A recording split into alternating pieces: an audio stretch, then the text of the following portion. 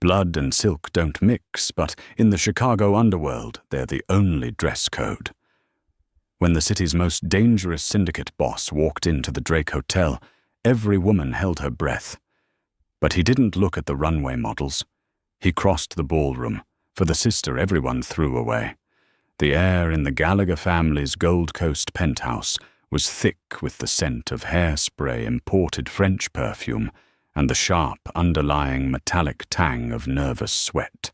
Tonight was the Centennial Gala at the Drake Hotel, an event that on paper was a charitable fundraiser for the city's orphans. In reality, it was the neutral ground where Chicago's most ruthless crime families, corrupt politicians, and elite businessmen brokered truces, laundered reputations, and arranged marriages. Harley Gallagher stood before the gilded floor-to-length mirror in her bedroom, fighting a losing battle with a zipper. She was a large woman, undeniably fat, with soft, generous curves that the high society dressmakers of Michigan Avenue blatantly refused to accommodate. While her younger sister Chloe was draped in custom-fitted backless crimson silk that clung to her size 2 frame. Like a second skin, Harley had been forced to order an emerald green velvet gown from an out-of-state catalogue.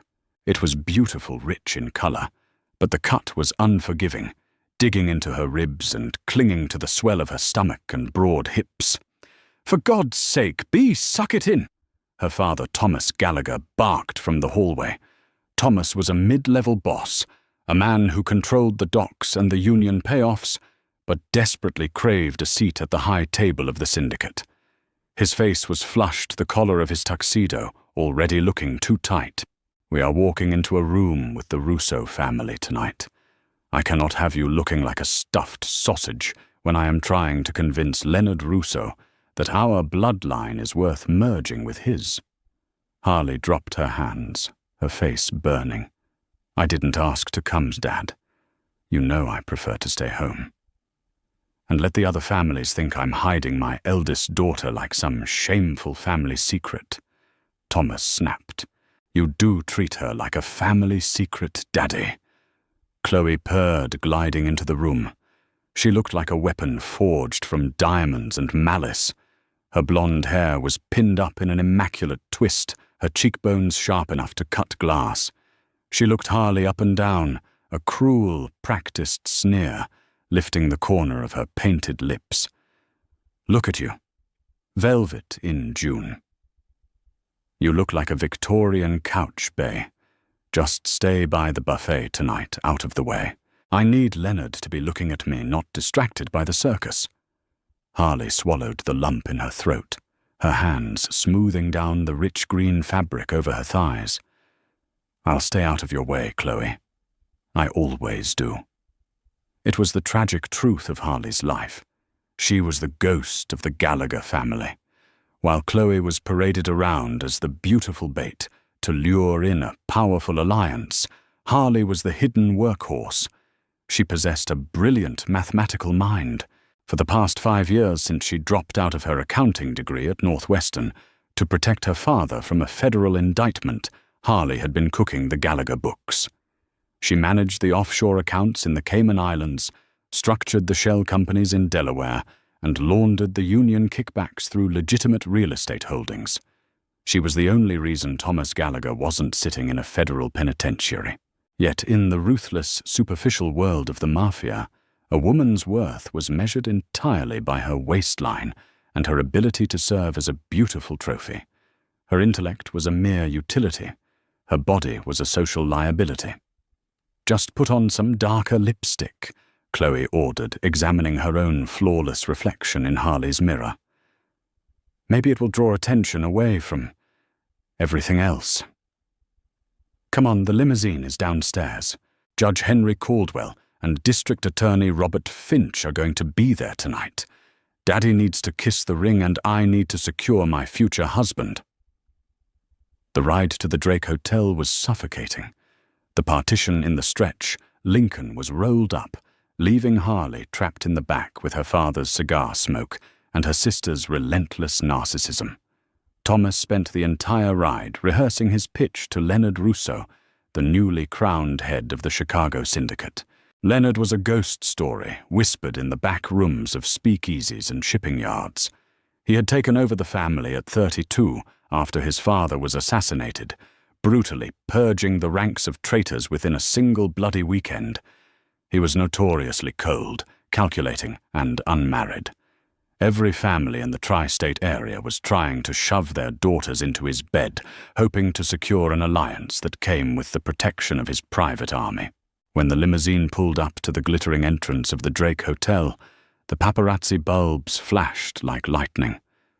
Chloe stepped out first, working the cameras with a practiced, dazzling smile, her crimson dress catching the wind. Thomas followed, adjusting his cufflinks. Harley slid out last, avoiding the cameras, keeping her head down. She felt the heavy, humid Chicago night air settle over her velvet dress, instantly regretting her wardrobe choice. She tugged at the bodice, trying to make herself smaller, a habit she had perfected over 26 years of living in a world that demanded she disappear. But as she walked up the marble steps, a strange electric anticipation settled low in her stomach. Tonight the chessboard was set and the pieces were moving. She just didn't know yet that she was the queen. The grand ballroom of the Drake Hotel was a masterclass in opulent intimidation. 3 massive crystal chandeliers hung from the frescoed ceiling, casting a warm, golden light over the sea of tuxedos and designer gowns. A string quartet played Vivaldi in the corner, though the music was nearly drowned out by the low, dangerous hum of 100 criminals pretending to be gentlemen. Harley immediately retreated to the shadows, securing a spot behind a towering pillar near the terrace doors. From here she had a clear view of the room, without being subjected to the judgmental stares of the outfit wives who clustered together like vultures in diamonds. She watched the power dynamics unfold with the clinical eye of an auditor. She saw Alderman Thomas Tunney laughing with a known loan shark. She spotted Carmine, the bull del Vecchio, slipping an envelope to a police captain by the ice sculpture. And she watched her father Thomas sweating profusely as he tried to maneuver Chloe into the VIP section, cordoned off by heavy velvet ropes. Then the atmosphere in the room shifted. It wasn't a sudden silence, but rather a chilling drop in barometric pressure. The string quartet faltered for a half-second before recovering their tempo. Leonard Russo had arrived. He walked into the ballroom flanked by 4 men whose tailored suits couldn't hide the bulk of their shoulder holsters, but Leonard himself required no muscle to project power. He was tall, dressed in a bespoke midnight blue tuxedo that fit his athletic frame with lethal precision. His hair was dark, neatly styled, but with a slight, untamed wave, and his eyes even from across the room seemed black and piercing.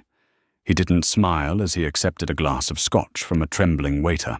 He moved with the slow, deliberate grace of an apex predator inspecting a cage full of mice. Every woman in the room straightened her posture. Chloe practically vibrated with ambition. She grabbed Thomas's arm, her perfectly manicured nails digging into his tuxedo sleeve, and began pulling him toward the center of the room, positioning herself directly in Leonard's inevitable path. Harley watched from her corner, a glass of sparkling water in her hand. She felt a pang of profound isolation. She knew the numbers, she knew the ledgers, she knew the secrets of almost every man in this room, yet to them she was invisible. Or worse, an eyesore. About an hour into the gala, the mingling intensified. Leonard had systematically dismantled 3 different business proposals from older bosses with nothing more than a raised eyebrow and a cold refusal. He looked bored. Chloe, sensing her window of opportunity closing, grew desperate. Harley had made the mistake of leaving her safe corner to get a fresh glass of water from the bar. She was trying to navigate back through the dense crowd, her velvet dress brushing against the expensive silks and chiffons of the other women. As she passed the center of the room, she accidentally stepped on the trailing hem of a silver gown worn by one of the Del Vecchio daughters. "Watch it, cow," the woman hissed, yanking her dress away. Harley kept her head down, whispering an apology, but in her haste to retreat, she bumped squarely into Chloe.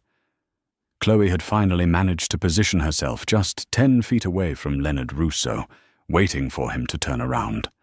The collision caused Chloe to stumble, a splash of her champagne spilling onto her own crimson silk. The ballroom around them suddenly went terrifyingly quiet. The minor commotion had drawn the attention of the surrounding circle, including Leonard, who turned his head to look at the disturbance. Chloe's face contorted into a mask of pure, unadulterated rage. Her grand moment, her perfect entrance into Leonard's line of sight, was ruined by the sister she despised. "Are you completely blind, Harley?" Chloe snapped, her voice echoing in the sudden lull of conversation. "I'm sorry, Chloe. Someone pushed me." "Stop talking," Chloe hissed, stepping forward, her voice carrying across the silent floor. She didn't care who was listening. She wanted to distance herself from Harley as violently as possible to save face. "Look at you, sweating in that cheap velvet, taking up half the aisle.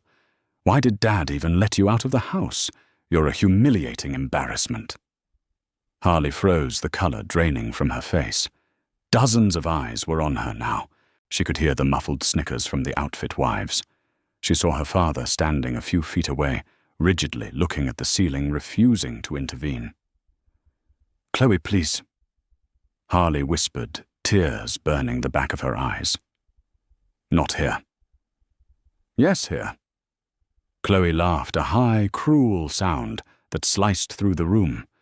She looked around, playing to the audience, pointing a manicured finger at her sister's soft, heavy frame. "You think hiding in the corner makes you invisible? It just makes you look pathetic. Look around, Bea. Look at the women in this room. Then look at yourself." Chloe stepped closer, dropping her voice slightly, but still loud enough for the VIP circle to hear. "Nobody wants you. Nobody is ever going to want you. Go wait in the car before you ruin this family's chances completely." The cruelty hung in the air, toxic and heavy. A tear slipped down Harley's cheek, hot and humiliating.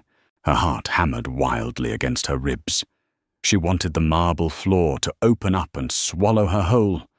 She clutched her small evening bag, turned her head, and prepared to flee toward the exit, accepting her defeat, accepting her place in the shadows. But then a deep, gravelly voice echoed through the terrible silence. "I believe you are standing in my way." The crowd parted like the Red Sea. Leonard Russo stepped forward. Up close, he was even more terrifying. His jawline was sharp, shadowed with a faint stubble, and his dark eyes held a cold, terrifying fury. But that fury wasn't directed at Harley. Chloe's breath hitched. Her cruel smile instantly morphed into a dazzling, seductive beam. She smoothed her hands over her hips, stepping forward to block Harley entirely.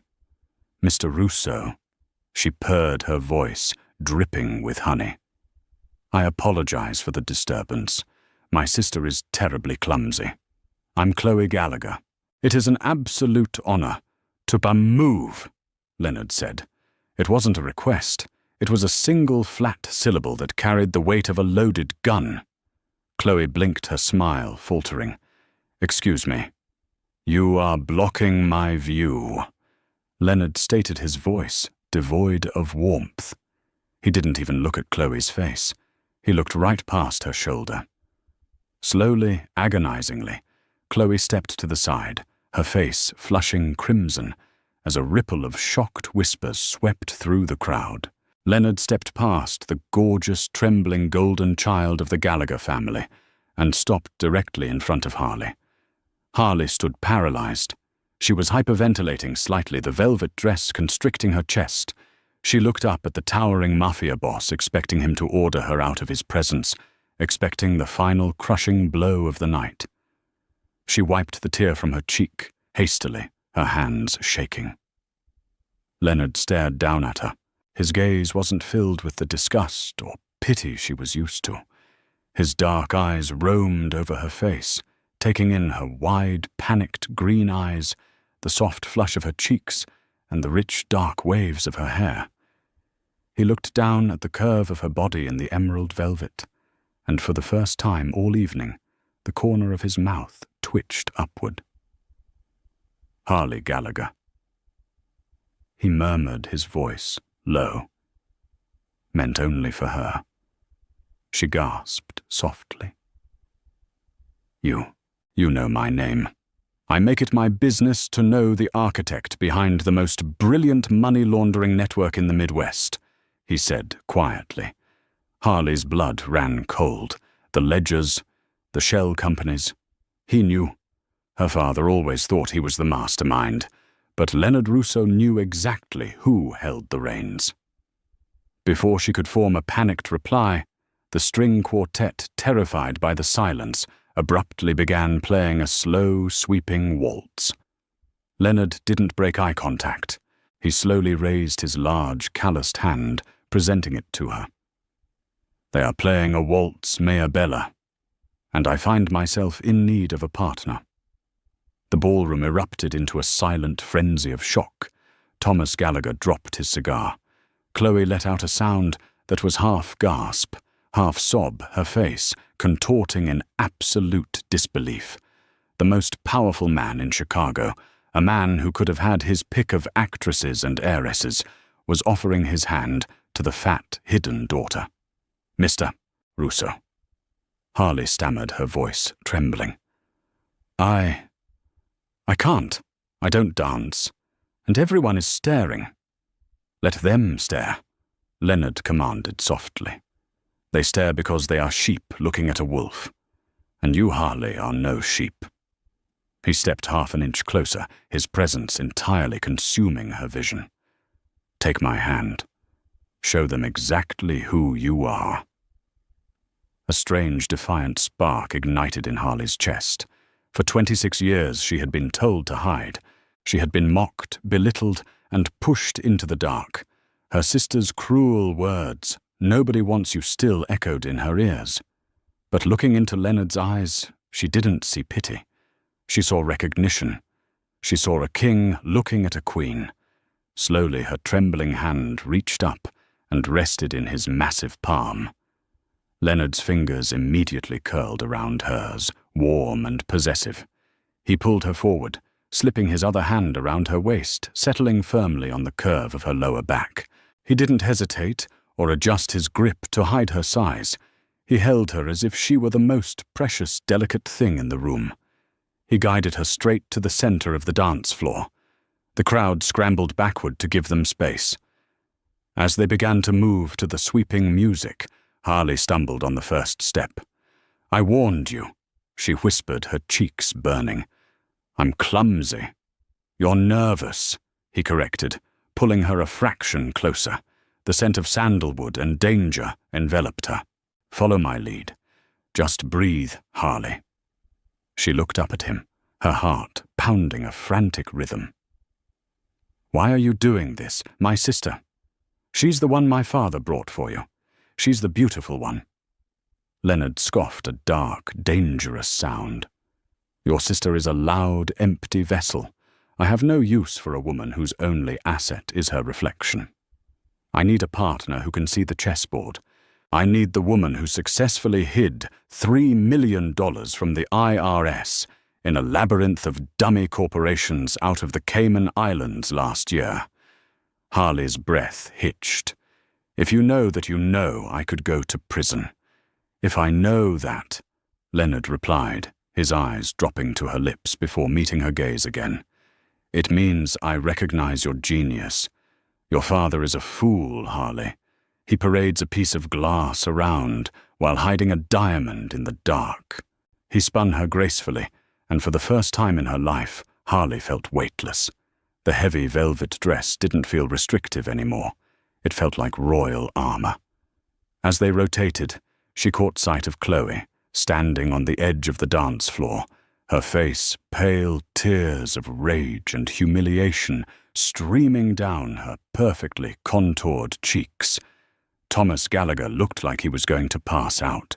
"She told you that nobody wants you," Leonard whispered, his hand tightening on her waist, pulling her flush against his chest so the entire room could see the intimacy of their proximity. His voice grew dark, vibrating with a possessive threat. "She is wrong. I want you, Harley, and what the Syndicate wants, it keeps." Harley looked up into the eyes of the Devil of Chicago, realizing with a terrifying thrill that her life in the shadows was over. The game had just begun, and the king had just chosen his queen. The final sweeping chord of the Vivaldi waltz faded into the cavernous ceiling of the grand ballroom. For a prolonged, agonizing second, the room remained suspended in absolute silence. Harley Gallagher stood in the center of the Drake Hotel's dance floor, her chest heaving against the emerald velvet of her gown, her hand still securely trapped within the warm, calloused grip of Leonard Russo. She expected him to bow, offer a polite nod, and return her to the suffocating reality of her family's corner. Instead, Leonard's grip tightened. He didn't look at the hundreds of gaping faces surrounding them. He kept his dark, piercing gaze locked entirely on her. "We are leaving," he stated, his voice a low rumble that vibrated through her. "Leaving?" Harley whispered, her pulse skyrocketing. "But the gala?" "My father, your father," Leonard interrupted, his tone laced with chilling indifference, "has outlived his usefulness tonight. Come." He turned, pulling her gently but immovably in his wake. The crowd scrambled out of their path, a parting sea of silk diamonds and sheer terror. As they neared the exit, Thomas Gallagher finally broke through the paralysis that had gripped the room. He lunged forward, his face a mottled, sweaty purple with Chloe trailing right behind him, her eyes wide with a manic blend of fury and panic. "Mr. Russo, Leonard, please!" Thomas gasped, stepping into their path. His eyes darted frantically between the Mafia boss and his eldest daughter. "This is a misunderstanding. Chloe is right here. Harley is just... She's not well, she's confused. She needs to go home." Leonard stopped. The air around him seemed to plummet to freezing temperatures.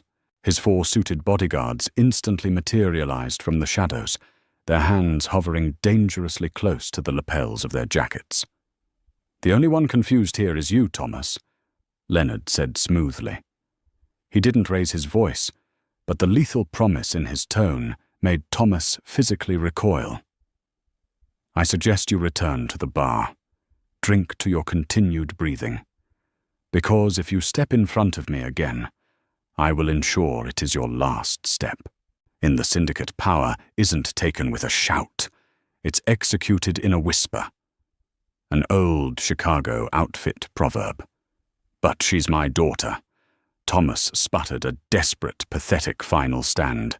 "She was your daughter," Leonard corrected coldly. "Now she is my asset." Chloe let out a strangled, furious sob. "Her you want her. Look at her. She's a whale. She's nothing." Leonard didn't even grant Chloe the dignity of looking at her. He simply tilted his head toward his lead bodyguard, a massive man named Matteo. "Matteo, if the blonde speaks again, remove her tongue." Chloe snapped her mouth shut, slapping a hand over her own lips, her eyes terrified.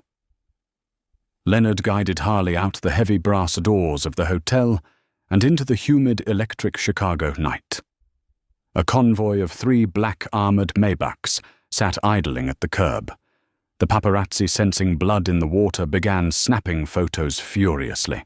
Harley instinctively raised a hand to shield her face, deeply ashamed of how she must look, a heavy, flushed woman being dragged into the underworld by the city's reigning king. Leonard noticed. He stopped on the sidewalk, uncaring of the flashing bulbs. He reached out, taking her trembling hand, and gently lowering it from her face. "Never hide your face, Harley," he commanded softly, brushing a stray dark curl behind her ear. "From this night forward, let them look. Let them see exactly who holds my attention." He guided her into the cavernous, leather-scented interior of the middle Maybach. The partition was already up. As the car pulled smoothly away from the curb, merging onto the glittering stretch of Lakeshore Drive, Harley pressed herself against the passenger door, her heart hammering against her ribs. "You just kidnapped me," she breathed out, staring at the blurred city lights reflecting off the bulletproof glass. "I liberated you," Leonard corrected, pouring 2 fingers of amber liquid from a crystal decanter built into the console. He offered her the glass of Macallan 25. When she shook her head, he took a slow sip. "Your father's books are a house of cards, Harley. You've done a masterful job keeping the federal auditors at bay, but you can only patch a sinking ship for so long." Harley's professional instincts immediately flared momentarily, overriding her panic. "The accounts are sound. I diversified the shipping union kickbacks through 3 different shell companies in Delaware." "Yes," Leonard agreed, a dangerous smirk playing on his lips. "You did. But your father got greedy. He borrowed outside of the syndicate to fund a high-stakes gambling habit." Leonard reached into the leather compartment beside him and tossed a thick manila folder onto her lap. Harley hesitated, then opened it. Her eyes scanned the documents, her mathematical mind processing the terrible reality in seconds. Thomas Gallagher's hidden liabilities. Creditor, the Petrov Bratva, Russian syndicate. Principal debt, $4.5 million. Accumulated interest, $1.2 million. Collateral offered, the Gallagher Southside Docks Syndicate territory. Harley felt the blood drain from her face. He leveraged syndicate territory to the Russians. He doesn't even own the docks. He just manages them for you. "Exactly," Leonard said, his eyes darkening. "It is an act of treason. By outfit law, I should have had him executed in the coat check room tonight. The entire Gallagher family should be resting at the bottom of Lake Michigan by sunrise." Harley squeezed her eyes shut, a wave of profound nausea washing over her. "So why didn't you? Why am I in this car?" Leonard shifted, closing the distance between them. The sheer size of him, the heat radiating from his body, made the spacious Maybach feel suffocatingly small. He reached out his large fingers, gently cupping her chin, forcing her to look at him. "Because I reviewed the digital footprints of those Delaware shell companies." He murmured, his thumb tracing the soft curve of her jawline. "I saw the algorithm you built to randomly generate invoices that perfectly match the union's legitimate operating costs. It is the most beautiful piece of forensic accounting I have ever seen. You are a prodigy, Harley." "I'm a criminal," she whispered, her breath hitching as his thumb brushed her lower lip. "We are all criminals, Mia Bella," Leonard replied, his voice a velvet caress. "But very few of us are artists. I paid your father's debt to the Russians yesterday. I now own him. I own his territory. And in exchange for his miserable life, I claimed his most valuable asset." Harley swallowed hard, her insecurities screaming in her mind. "You want me to cook your books?" "I want you to manage my empire," Leonard corrected. "And I want you." "You don't," she blurted out, the painful, raw truth tearing from her throat. She pushed his hand away, retreating into the corner of the seat. "Don't play games with me, Mr. Russo. I know what I look like. I have mirrors. I see the women you are photographed with, models, actresses, women like my sister. You want my brain? Fine. I will work for you to save my family. But do not mock me by pretending you desire me." The silence in the car became instantly heavy, charged with a sudden violent tension. Leonard set his crystal glass down. He moved so fast she didn't have time to flinch. Suddenly, he was looming over her, his hands planted on the leather seat on either side of her waist, trapping her against the door. "Do I strike you as a man who plays games?" he demanded, his voice dropping to a dangerous feral growl.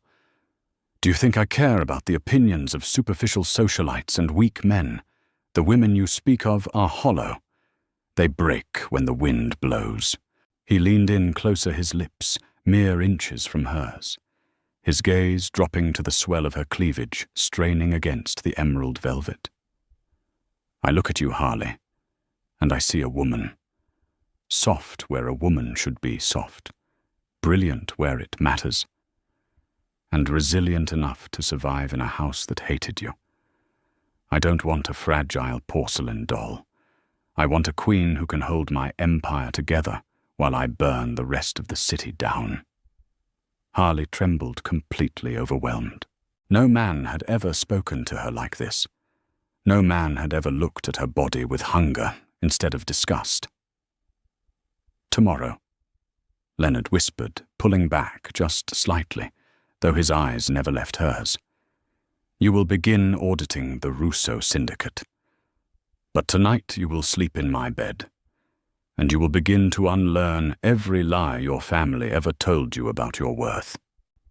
The Russo estate in Lake Forest was a sprawling Gothic revival fortress hidden behind 10-foot wrought iron gates and a dense perimeter of ancient oak trees.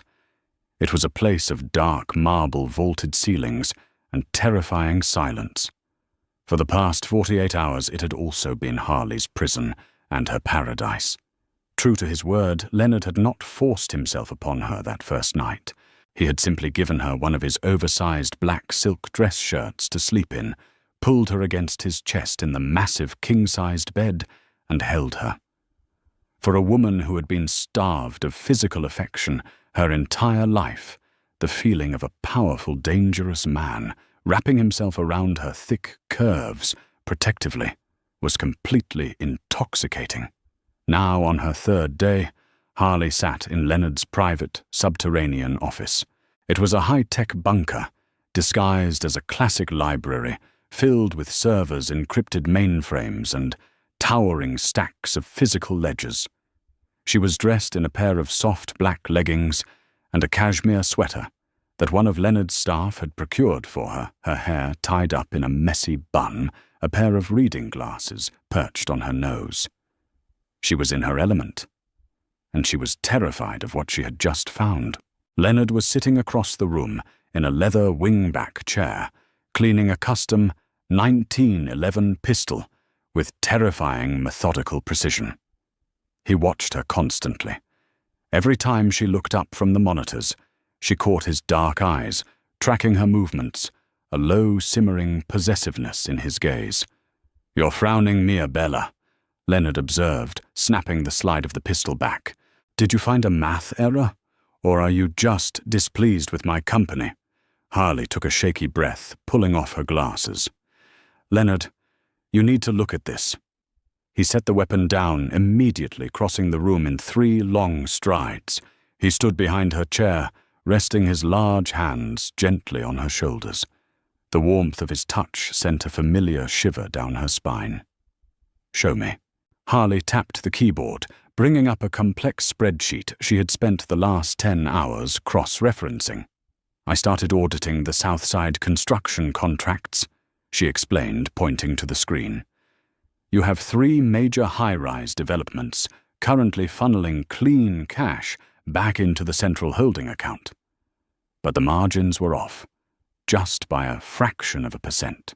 Skimming," Leonard said, his voice instantly dropping 10 degrees. "Someone is stealing from me." "It's worse than skimming," Harley said, her finger tracing a line on the monitor. "If it were just a greedy contractor, the money would disappear into a private offshore account. But this money isn't disappearing. It's being systematically rerouted." She hit a key, bringing up a table she had constructed to track the phantom funds. Financial routing discrepancies, Q1 to Q2. Construction site, reported expense, actual expense variance. Stolen routing destination, River North Tower, 12. 5,011.2 million 1.3 million. Phantom LLC Bermuda, West Loop, condos, 8.2 million, 7.5 million, 0.7 million. Phantom LLC Bermuda, Navy Pier, expansion, 15.0 million, 13.1 million 1.9 million. Phantom LLC Bermuda total variance,